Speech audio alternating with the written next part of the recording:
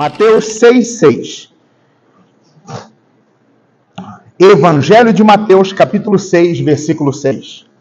Quem encontrou, diga amém? Todos? Todos? Diz o texto. Mas tu quando... O que, igreja? Vamos lá, todo mundo? De novo. Mas tu quando... De novo, mas tu quando... Entra no teu aposento. Eu gosto da tradução que diz entra no teu quarto. E fechando a tua porta, ora a teu pai, que vê o que está oculto. E teu pai, que vê o que está oculto, o que ele fará, irmãos? Te recompensará. Eu disse no culto da manhã, na parte da manhã, o seguinte, irmãos, que não existe sorte. Deus não abençoa por sorte. Ah, fulano tem sorte, Beltrano tem sorte. Deus abençoa através da oração. Recompensa. O que é uma recompensa? É um prêmio. A pessoa que vai numa corrida, que está disputando um campeonato e ganhou o troféu, qual que é a recompensa? Ele ganhou o troféu, ganhou prêmios em dinheiro.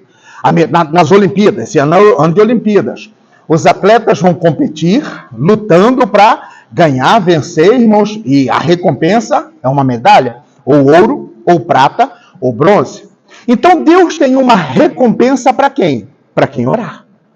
Mas não é só assim, eu vou orar e pronto. Não, não. Ele fala claramente para nós aqui o seguinte, mas tu quando o quê? Quando orares. O quê? Entra no teu aposento, fecha a tua porta e ora a teu pai que está em secreto, está em oculto, e teu pai que vê o que está oculto vai te recompensar. O nosso erro, irmãos, às vezes não fechamos a porta. Nós abrimos o coração, abrimos a boca para quê? Para reclamar, para falar das pessoas. Abrimos a boca para falar, eu não sei mais o que eu faço, minha vida não está fácil, tudo que eu estou passando, o que será que aconteceu, o que eu fiz, que castigo foi esse? Alguns, no passado, falavam assim, eu devo ter jogado pedra na cruz, alguma coisa eu fiz, eu devo ter feito muito mal no passado, porque eu estou pagando agora essas coisas, não é? Não, meu irmão, nós abrimos a boca para reclamar, para murmurar, sendo que precisamos fechar a porta e abrir a boca para quê? Para orar. Você tem uma causa, você tem uma situação, você tem um momento, algo que você está enfrentando. O que você está enfrentando? Hoje é 25 de fevereiro de 2024.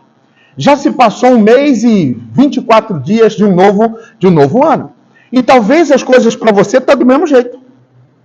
As coisas estão do mesmo jeito, mesmo problema, a mesma luta, a mesma dificuldade, mesma situação. Pastor, continuo ganhando o mesmo salário, continuo desempregado, continuo doente, continuo enfermo, continuo dependendo da saúde para marcar consulta, para isso, para aquilo. Está tudo do mesmo jeito. O que eu faço? Continue orando. Porque nós só vamos conseguir resolver todos os nossos problemas como? Através da oração. É através da oração que você vai resolver suas dúvidas, seus medos, você vai resolver seus problemas financeiros. É através da oração que você vai resolver um problema conjugal. Pastor, eu e meu marido não estamos bem. Eu e meu marido estamos passando por um momento difícil. Ele chegou, falou que vai separar, não quer mais. Pastor, minha esposa chegou, não me ama mais. Chegou terminando, acabando com tudo. O que eu faço? Ore. Toda situação familiar, espiritual, financeiro, crise emocional. Pastor, emocionalmente eu estou muito abalado. Eu não sei se eu estou entrando em depressão, porque eu quero só ficar deitado em casa, não quero falar com ninguém. Ando triste, emocionalmente eu estou abalado, qualquer coisa eu choro. Não sei se é depressão que eu estou entrando, porque eu perdi o emprego. O que eu faço? Ore. Pastor, meu é financeiro, estou com uma dívida, estou com uma conta. O que eu faço? Ore. Diante de toda a situação, o que eu faço? Entra no teu quarto, fala com Deus, rasga teu coração, fala, Senhor, o Senhor sabe o que eu estou passando? Deus sabe o que eu estou passando? Sim ou não? Sim ou não? Lê comigo de novo. Mas tu, quando orares, entra no teu aposento e fechando a porta, ora teu pai, que vê o que está o quê, irmãos? Ele sabe o que está oculto. Ele sabe o que está fazendo, que você está passando. Sabe ou não sabe? Deus sabe, mas Deus quer ouvir de você. Porque a oração, ela não é um monólogo. A oração é um diálogo. O que é um monólogo? É quando apenas um fala. Só um que fala. Meus cultos, minhas reuniões, você sabe que eu gosto de interagir. Pergunto, quero que você fala. Quando eu paro, você continua a leitura, essas coisas e tal, né? Nós estamos aqui dialogando. Mas é só um monólogo, é só um que fala. Deus, irmãos, com Deus é um diálogo. Eu falo, mas Deus vai falar. Como é que Deus vai falar? Pela palavra. Ele sabe o que está oculto, ele sabe o segredo, ele sabe de tudo, mas ele quer me ouvir. Ah, pastor, estou numa dúvida, surgiu uma oportunidade. Surgiu uma oportunidade de emprego, pastor. Nesse emprego eu vou ganhar mais, o VR vai ser melhor e vai ter outros benefícios, só que ele é longe. O que eu faço? Ore. Pastor, surgiu uma oportunidade de emprego assim, só que é numa outra cidade. Eu vou ter que sair daqui 3 horas da manhã, vou voltar 7 da noite. Eu vou me matar um pouco. Que hora que você vai descansar? Que hora que você vai dormir? Qual é o horário que você vai ter para a sua família? Qual é o tempo que você vai ter para você? Antes de qualquer decisão, o que nós precisamos fazer? Orar. Ore. Alguém, irmãos, deixa eu mostrar para você Moisés diante de uma situação, de um problema. Vamos lá? Números, capítulo 27. Números, capítulo 27, versículo 1. Foi a leitura da Bíblia do dia 17. Números, capítulo 27, versículo 1. Números 27, verso 1. Quem encontrou, diga amém? Todos? Todos? Diz o texto.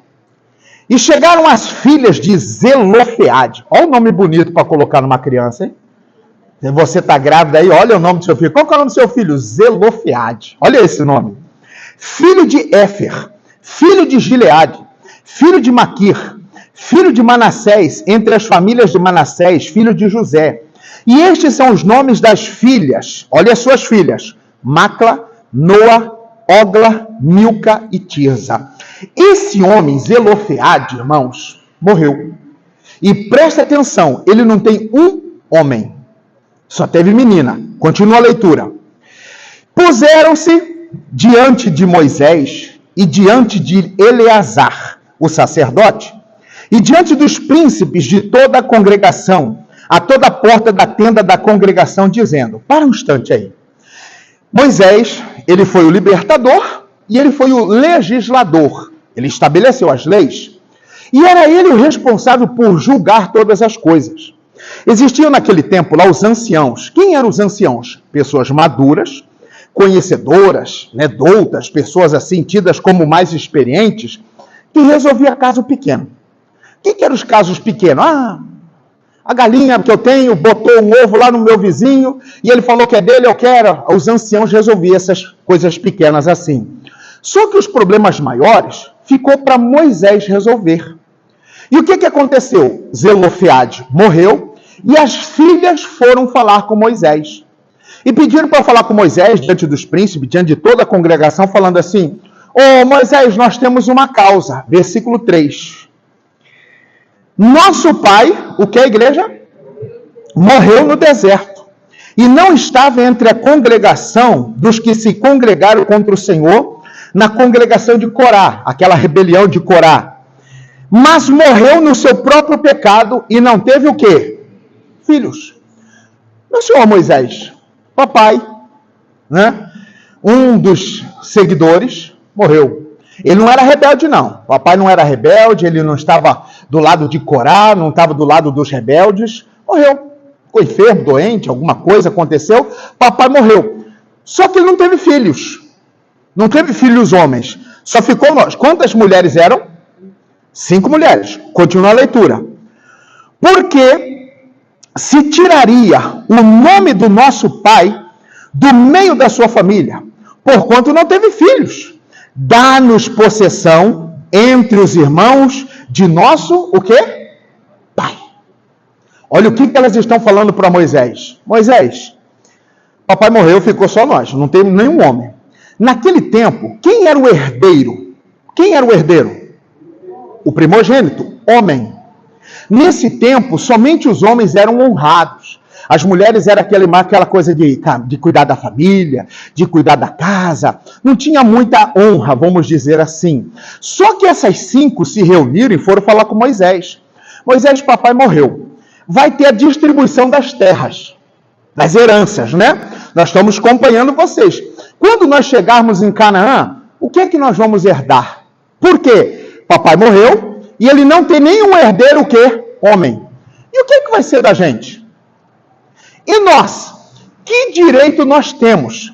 Moisés poderia muito bem chegar e falar assim, ver 5 mulheres e ficar o quê? Com dó. Poxa, é verdade, né? Só tem vocês 5 só? Não tem nenhum irmão? Nenhum irmão, nenhum homem da família, nenhum, só nós. Eu vou dar herança para vocês. Moisés não agiu por dó nem por pena. Um erro nosso, olhe para mim, não faça nada por dó, irmão, ou por pena. Vou ajudar porque eu dou. Ore a Deus. Porque às vezes você ajudando por dó, essa pessoa depois lá na frente vai falar assim, eu não pedi nada. A ingratidão é uma coisa, irmão, que é real no nosso meio. Você ajuda, depois a pessoa fala, mas te ajudei, mas não pedi ajuda. Então não faça nada por dó, por pena. Pastor, meu irmão chegou aqui pedindo um dinheiro emprestado, fiquei com dó, emprestei, você vai receber? E aí?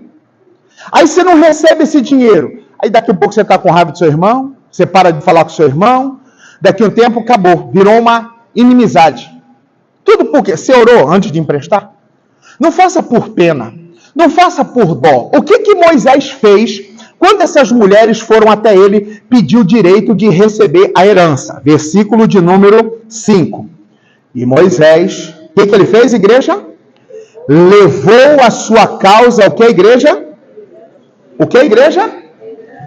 Moisés não resolveu esse problema sozinho. O que ele fez? Ele pegou essa causa e foi levar para quem?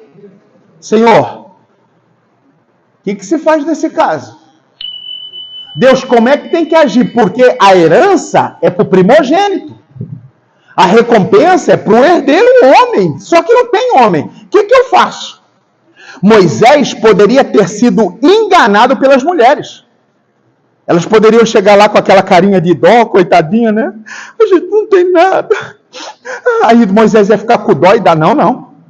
Ele pega essa causa, versículo 5. E Moisés levou a sua causa perante quem, irmão? Perante quem, igreja? Nosso erro é não levar nossa causa perante o Senhor. Você tem uma causa? Você tem uma causa para resolver? Você tem uma causa, irmãos, que você precisa dar jeito? Pastor, estou com uma causa aí no meu casamento. Estou com um problema com meu filho. Meu filho, pastor, está mexendo coisa errada e ele fica me pedindo dinheiro. E aí, o que eu faço? Pastor, estou com uma filha minha que está passando um momento e eu já falei para ela, vem para casa, meu filho, larga desse homem aí, vem para cá. Onde, como nunca, daí eu estou certo em fazer. Meu irmão, pegue toda a causa que você tem, que você está enfrentando, que você está passando e faça o quê? E leve perante o quê? Deus está aqui, ó. Senhor, apareceu esse diagnóstico. No meu exame, Senhor, consta a metástase. No meu exame, Senhor, deu um nódulo. Pastor, eu fui fazer o exame de rotina lá, o médico falou, estou com mioma.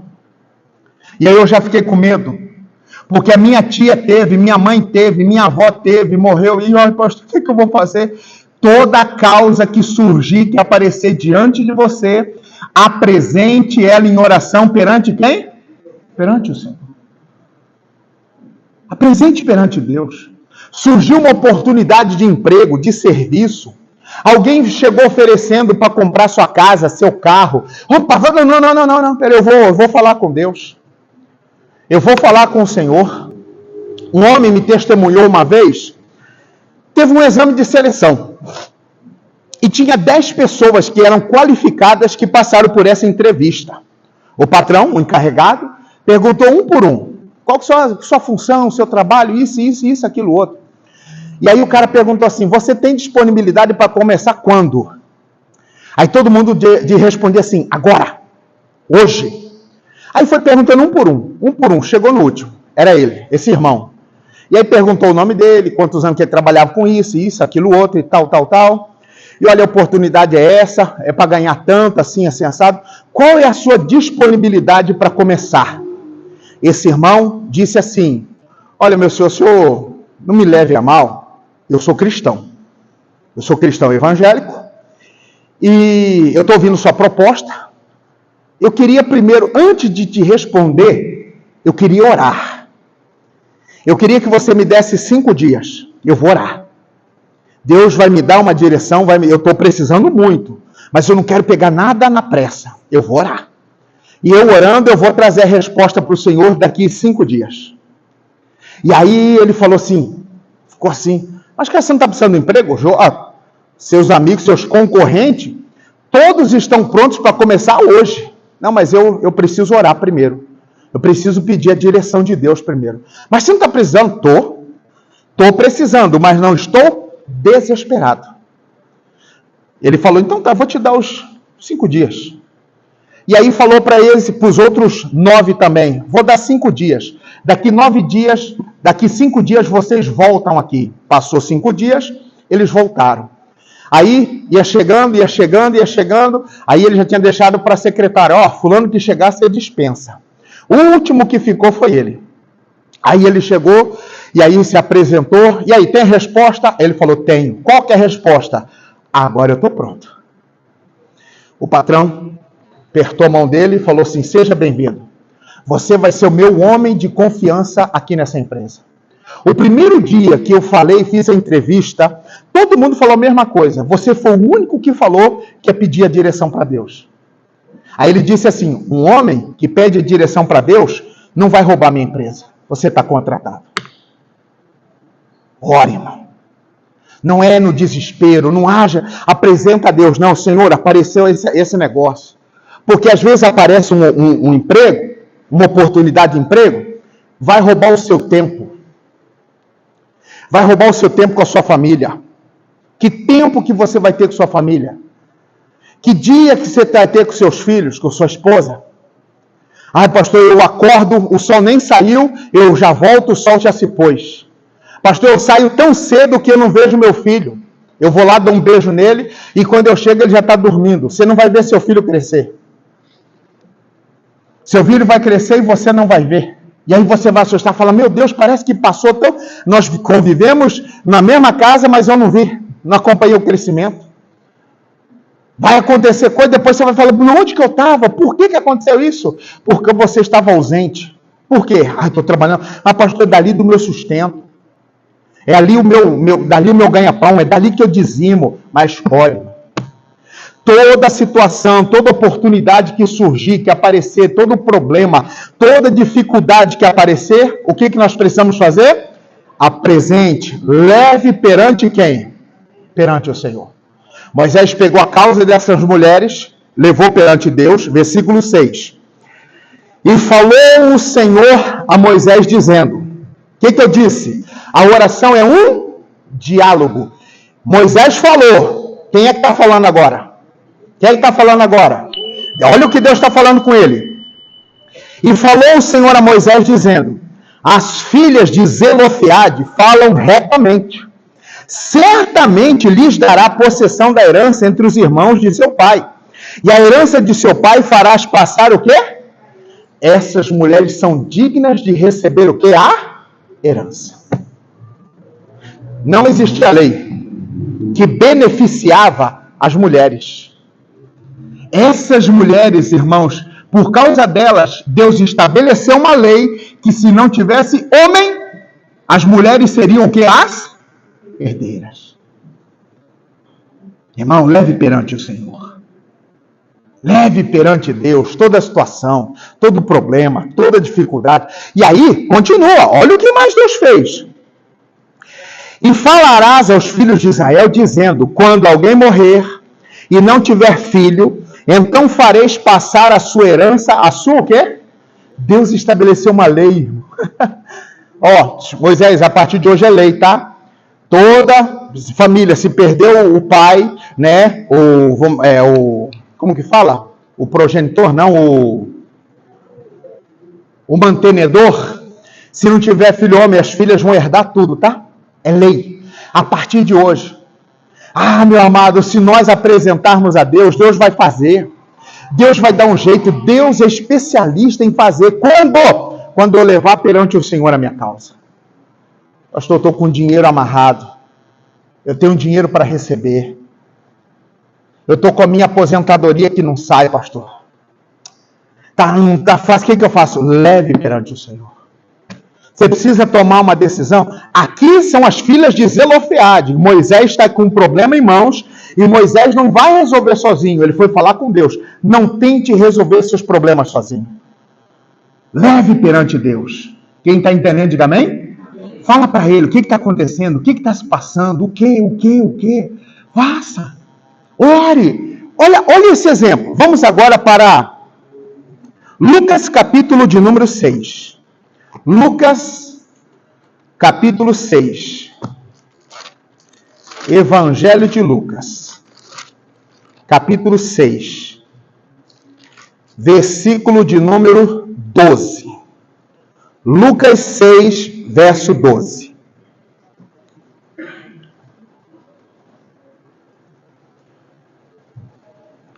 A eleição dos 12.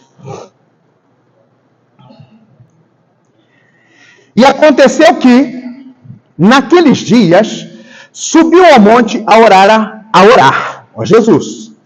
E passou a noite o que, irmãos? E passou a noite o que, igreja? A Deus. E quando já era dia, chamou a si os seus discípulos e escolheu 12 deles, a quem também deu o nome de... Jesus está começando seu ministério. E ele precisa de ajudantes, ele precisa de colaboradores. Eu preciso de pessoas para me ajudar. Olha Jesus, pessoal, quem aqui está sem trabalhar? Vem você. É assim que ele escolhe os 12? É assim que ele escolhe os 12? Como é que ele escolhe os 12? Como? Mas não foi só uma oração. Lê o finalzinho aí do versículo de número... finalzinho do versículo 6. Versículo 6, perdão, versículo 12. E passou o quê? A noite o quê? Às vezes, irmão, o que você precisa, a resposta que você precisa não vai vir na primeira oração. Às vezes a resposta que você tanto precisa não vai vir na primeira. Vai demorar um pouco. Mas se você continuar orando, vai chegar. Diga amém? Pode demorar, mas vai chegar a resposta. Jesus desce da oração, chama os seus discípulos. Pessoal, por favor, você... Aí ele escolhe os 12 e dá o nome de apóstolos, né? 14. Simão, ao qual deu o nome, ao qual também chamou Pedro. E André, seu irmão. Tiago e João, Filipe e Bartolomeu. Mateus e Tomé. Tiago, filho de Alfeu. E Simão, chamado Zelote. Tinha 2 grupos de irmãos, né, que seguia Jesus. Judas, filho de Tiago, e Judas Iscariotes, que o que a igreja? Que foi o traidor. Eu gosto de uma tradução da Bíblia que diz que tornou-se o traidor. Pergunto, quando Jesus escolheu os 12, tinha Judas Iscariotes, que veio a ser o traidor. Pergunto, Jesus errou ao escolher Judas? Ele errou ao escolher Judas? Sim ou não? Não, porque quando ele foi escolhido, ele não era traidor. Ele o quê? Tornou-se um traidor. Ele não era. Tem muita gente, irmãos, que fulano bebeu, está fazendo coisa errada, está bebendo, está prostituindo. Não, ele tornou-se isso. Ele virou com o tempo. Mas Jesus não errou na escolha. Jesus não errou na escolha. Meu irmão, eu fico imaginando, se talvez Jesus tivesse um pouco mais de tempo, Jesus ia orar para restaurar aquele Judas Iscariotes. Assim como ele orou para restaurar Pedro. Pedro não era perfeito quando seguia ele. Mas aí o que acontece? Jesus sempre está chamando Pedro para oração, para Pedro aprender. E depois que Pedro erra, ele vai e aprende de fato. Irmãos, você tem uma escolha. Você precisa tomar uma decisão séria. Você precisa dar um passo. Pastor, surgiu uma oportunidade para ir embora de Francisco Morato. Vou ou não vou? Ah, meu sonho é ir embora daqui, mas não sai correndo atrás de sonho. Glória a Deus. Deus, o Senhor vai dar paz no meu coração, o Senhor vai me dar uma palavra. Deus vai te dar uma palavra. A palavra que Deus te der, pode ter certeza, ela vai falar o seu coração e você vai saber quando é Deus. Pastor, quando eu sei que é Deus falando, você vai saber. Quando for Deus, meu irmão, pode ter certeza, você sabe que é Deus que está falando. Quem está entendendo, diga amém? É uma escolha? É uma decisão? É algo que você precisa fazer? É uma decisão a se tomar? Ore. Ah, e quando se trata em relação, pastor, ao financeiro, o que eu faço? Marcos capítulo 6. Volta, você está Lucas, volta em Marcos. Marcos 6.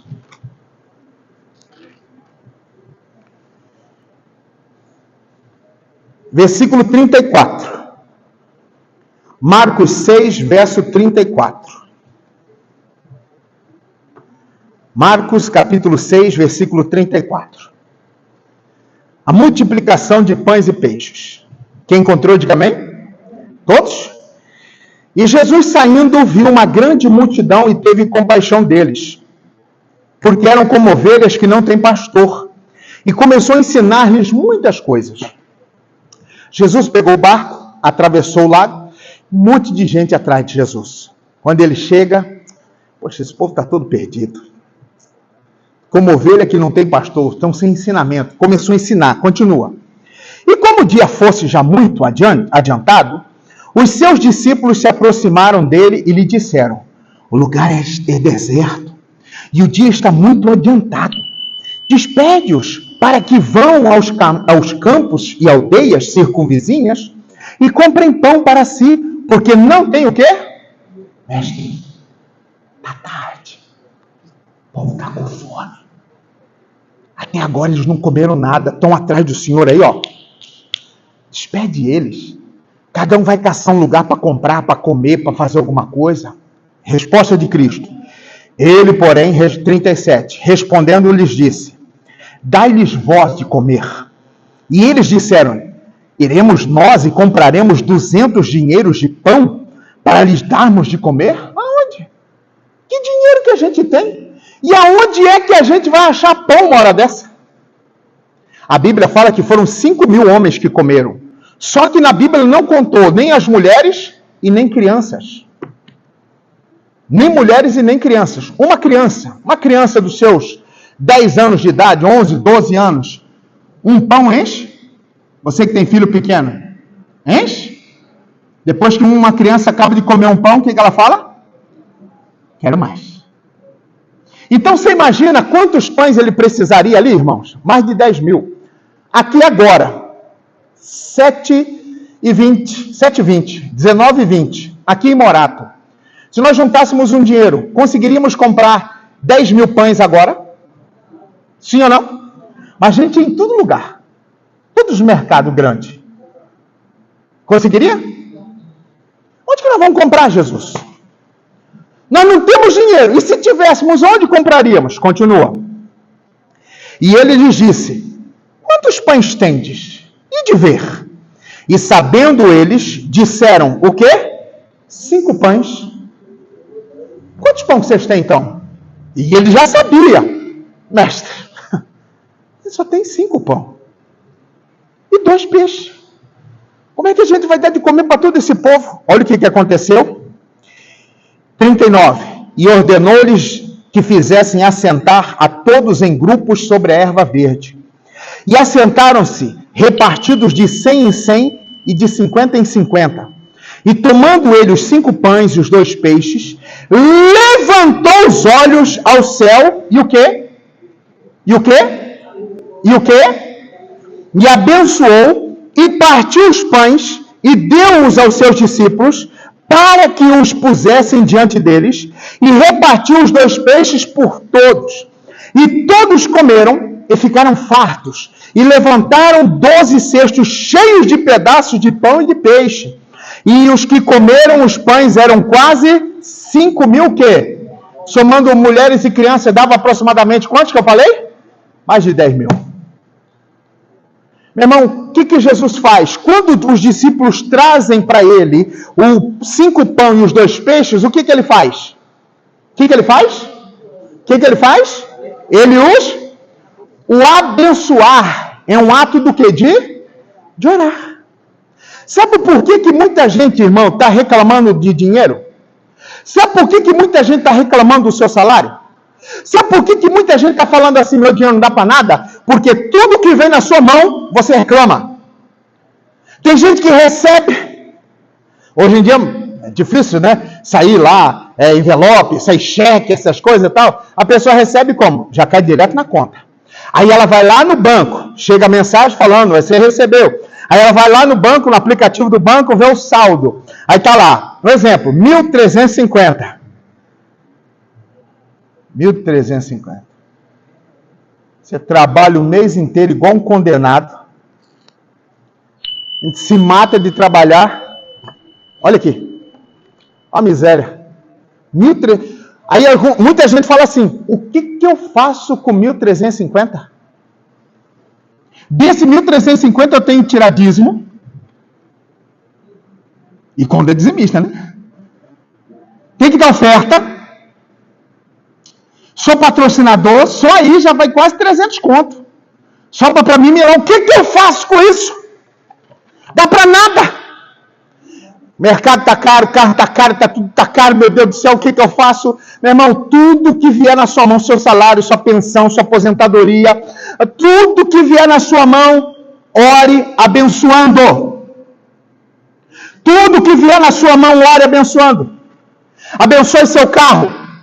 Abençoe seu trabalho, abençoe sua venda, abençoe seu comércio, abençoe seus produtos, abençoe tudo que você faz. O que a gente faz? Quem que vai querer comprar um negócio desse? Quem que vai querer comprar? Pastor, não tem como concorrer com esse povo que vende coisa grande. Eu sou pequeno, eu não consigo. Meu irmão, abençoe o que você tem e o que você faz para você ver o que vai acontecer. Ore abençoando. Eu sou manicure, olha abençoando. Jesus, prepara pessoas para mim poder trabalhar. Conheci uma moça que começou fazendo unhas, simples unhas, só limpava, passava só uma base. A menina cresceu, meu irmão, ficou profissional no ramo da unha. Em menos de 40 minutos ela fazia pé e mão impecável. E ela trabalhava muito, e começou a prosperar. E aí, daqui a pouquinho, irmãos, ela saiu daquele emprego, foi para um outro, saiu de um salão, foi para um outro salão melhor. Que o salário era melhor. Daqui um dia ela saiu desse salão, o salário era melhor, e montou o seu próprio salão. Hoje ela não faz mais unha, ela só administra. Tudo por quê? Porque ela abençoou o que ela fazia. A gente reclama de tudo. Tá difícil, está tudo caro, está tudo isso, está tudo aquilo. Tem gente que chega para abastecer, põe 30 para mim. Aí põe 30 reais. Você vai falar assim, esse 30 não chega nem em casa. Não chega mesmo, por isso que o seu carro é bebedor. Jesus, vai render. O gás de cozinha, que muita gente compra, chega e fala assim, esse gás aqui do jeito que esse povo come, pastor, esse gás não dura 30 dias.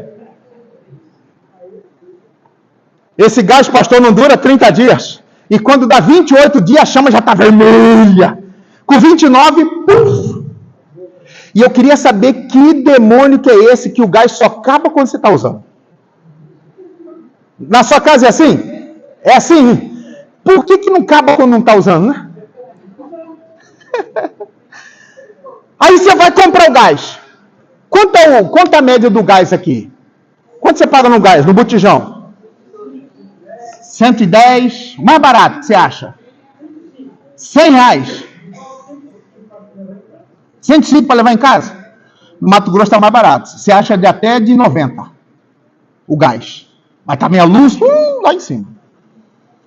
Aí, meu irmão, imagina, todo mês tem que tirar 100 reais para o gás. Abençoa seu gás. Abençoa seu gás, Jesus, eu abençoo meu gás. Jesus multiplica esse gás. Eu tenho um testemunho de um irmão que contou que depois que ele abençoou o gás dele, ele ungiu, o gás dele durava 6 meses em casa. Cozinhava feijão, fazia comida todos os dias, café, e o gás rendia. Meu irmão, 6 meses sem precisar comprar gás, dá quanto de economia? Faz a conta. 600 reais que você o quê? Economiza. E com 600 reais o que você faz? Outra coisa. Você compra tijolo, você compra isso para poder levantar seu quarto, arrumar isso, arrumar aquilo. Amado, comece a abençoar o que vem na sua mão.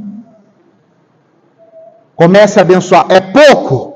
Independente se é pouco ou é muito, abençoe o que vem na sua mão. Porque depois que Jesus abençoa, ele reparte para os discípulos, e aí os discípulos começam a tirar pão assim para todo mundo, e é como se fosse um saco sem fundo. Rapaz, não acaba. E todo mundo está comendo pão e peixe. Aí daqui a pouquinho eu quero mais. Você toma, come, e todo mundo já estava... Ai, cara, tô cheio. Não aguento mais.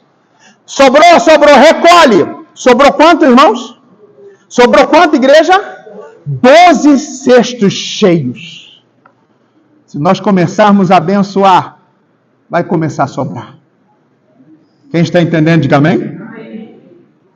Abençoe o que você ganha. Sua pensão, sua aposentadoria, o seu salário, suas vendas, o seu emprego. Comece a abençoar a empresa que você trabalha. Pastor, aquele meu patrão, meu gerente é miserável. A empresa onde eu trabalho, o povo é pão duro. São milionários, pastor. E ó, a merreca que eles pagam pra gente. Comece a abençoar lá para você ver. Eu estou num lugar, pastor, que não vende nada. Comece a abençoar lá para você ver o que vai acontecer. Meu irmão, a chave para nós resolvermos os problemas, resolver sair de qualquer situação, prosperar, vencer, é a oração. Não dependa de sorte, dependa da oração. Ore. Você tem uma causa, você tem um problema, você tem uma dificuldade, você tem uma situação, ore. Ore. Por quê? Onde que nós começamos? Nossa! Amém. Mateus 6,6, volta lá. 6,6, volta lá. Mateus 6,6.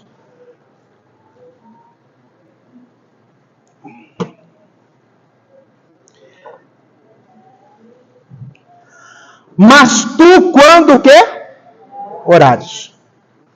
Entra no teu aposento, eu gosto da tradução que diz no teu quarto, e fechando a tua porta, ora a teu pai, que vê o que está oculto. E teu pai que vê o que está oculto, lê o final comigo, todo mundo, o quê? O quê? Recompensa tem aquele que ora. Se você orar, Deus vai te recompensar. Diga glória a Deus. Aplauda Jesus, que Ele merece.